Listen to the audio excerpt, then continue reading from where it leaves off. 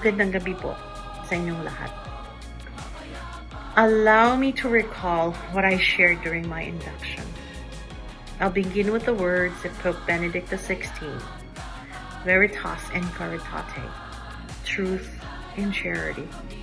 Act with integrity, give sincerely, speak the truth with kindness. Those are not just words.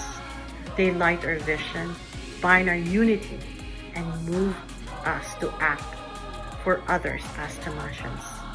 As president of the Texas Unified Society of Thomasians, I am honored to serve.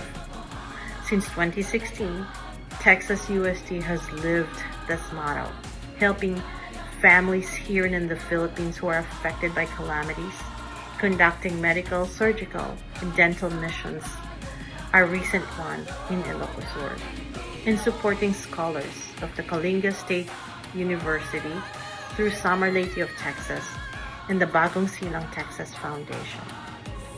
Tonight is more than a dance party. It's a call to action. In July 2017, we will once again bring healing to communities in need, but we cannot do this alone.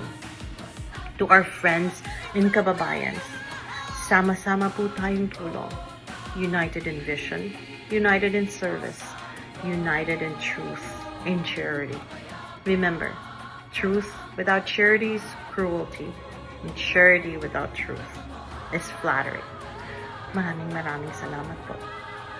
Good evening everyone and magandang gabi po sa inyong lahat.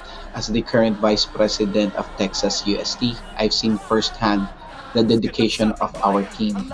Countless hours, countless meetings, and countless sacrifices, all for one purpose: to bring hope and healing to our brothers and sisters in the Philippines. This mission is not just a project, it is a promise. A promise that we will serve with humility, with compassion and excellence. A promise that every donation, every sponsorship, and every act of kindness tonight will directly touch a life in need.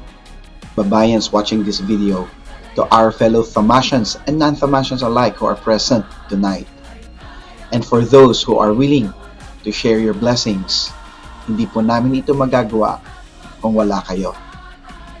Your support fuels our mission. Your generosity becomes someone's medicine, someone's surgery, or someone's second chance. Let us all continue to serve together. Maraming salamat po muli and mabuhay. Good evening.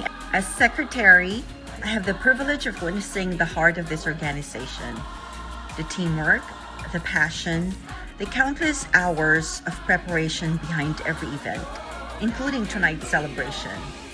Our July 2027 mission is built on community, people helping people, Thomasians uplifting Thomasians, Filipinos supporting Filipinos.